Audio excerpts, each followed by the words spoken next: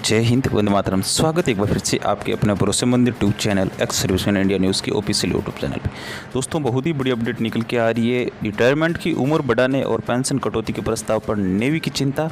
और ये अपडेट है जो आपकी सभी आर्म्ड फोर्सेज के अधिकारियों की तरफ से भी इस अपडेट को बयां किया गया है। तो इस अपडेट को देखेंगे उससे पहले वीडियो पे नए हैं तो इस वीडियो को लाइक और चैनल पे पहली बार विजिट करें चैनल को सब्सक्राइब जरूर कर लीजिए। वीडियो को अपने फ्रेंड्स के साथ ज़्यादा से ज़्यादा शेयर ज़रूर कीजिए, जिससे आगे आने वाली सारी अपडेट आप सभी को सबसे पहले मिलती रहे। तो ये अपडेट देख लेते हैं जो बहुत ही बड़ी अपडेट है, जिसमें रिटायरमेंट की उम्र बढ़ाने और पेंशन कटौती के प्रस्ताव पर जो नेवी की अधिकारियों की तरफ से आर्म्ड फोर्स आर्मी नेवी अधिकारियों की रिटायरमेंट एज बढ़ाने और पेंशन कटौती की चिंता जाहिर की है। आर्मी नेवी एयरफोर्स में ऑफिसर्स की रिटायरमेंट एज बढ़ाने और पेंशन कटौती के मिलिट्री अफेयर्स डिपार्टमेंट के प्रस्ताव पर अधिकारी नाराज़गी जता रहे हैं।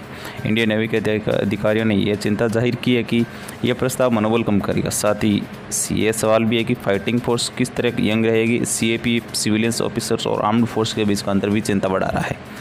तो अब आगे इस अपडेट को देख लेते हैं। नेवी के सूत्रों के मुताबिक नेवी के अधिकारी नेवी चीफ को इस संबंध में अलग अलग स्तर पर तैनात अधिकारियों की चिंता से अवगत करा रहे हैं। नेवी चीफ के जो प्रेजेंटेशन तैयार किया गया है उसमें कहा गया है कि इस कदम से सिर्फ अधिकारियों का मनोबल कम होगा, बल्कि टैलेंटेड युवाओं को आकर्षित करने की क्षमता भी कम होगी। कई अधिकारी प्री मैच्योर रिटायरमेंट ले लेंगे, क्योंकि फ्रेंड्स 12 से 14 साल की नौकरी में ही वो पीएमआर ले लेंगे, क्योंकि वो सोचेंगे कि आगे भी जा कर के कहीं पे जॉब कर सकते हैं। वैसे भी उनको 20 से 25 साल नौकरी करने के बाद 50% पेंशन ही मिलेगी, तो इसलिए वो पहले ही लेकर के दूसरी जगह पे जॉब कर लेंगे। ये इन्होंने जाहिर की। करगिल रिव्यू कमेटी ने भी इसकी ये सिफारिश की थी। करगिल रिव्यू कमेटी ने अपनी रिपोर्ट में ये सिफारिश की थी कि फाइटिंग फोर्स यानी सेना हर वक्त फिट और यंग रहनी चाहिए। इसी तरह की बात सक्तेश्वर कमेटी की रिपोर्ट में भी कही गई थी। नेवी के अधिकारी का सवाल यह है कि अगर ये प्रस्ताव लागू होता तो फाइटिंग फोर्स यंग कैसे रहेगी। और उन्होंने कहा कि जो अधिकारी सेलर जो उम्र में उस पड़ाव में कैरियर चेंज नहीं करना चाहते, जब वे घरेलू जिम्मेदारी ज़्यादा होती है तो वो पूरे 57 साल करने की सोच सकते हैं, ताकि पेंशन बेनिफिट ज़्यादा मिले। ऐसे में फाइटिंग फोर्स की एवरेज एज ज़्यादा होगी, साथ ही युवाओं की भर्ती भी कम हो जाएगी। बजट पर पड़ेगा विपरीत असर।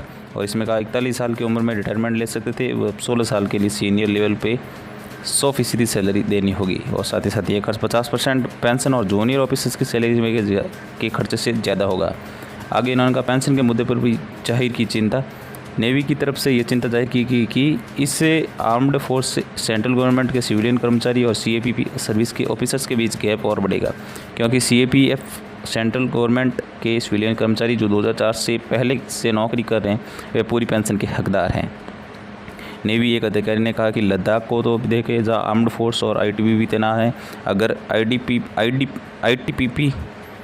आईटीबीपी के लोग पूरी पेंशन के हकदार हैं तो वे आर्म्ड फोर्स के लोग प्रस्ताव लागू होने के बाद प्री मैच्योर रिटायरमेंट लेने पर पूरी पेंशन के हकदार नहीं होंगे। ऐसे में उन्हें मनोबल पर बहुत नकारात्मक असर पड़ेगा और साथ का फैसला लेने वाले को सभी पहलू ध्यान में रखने होंगे।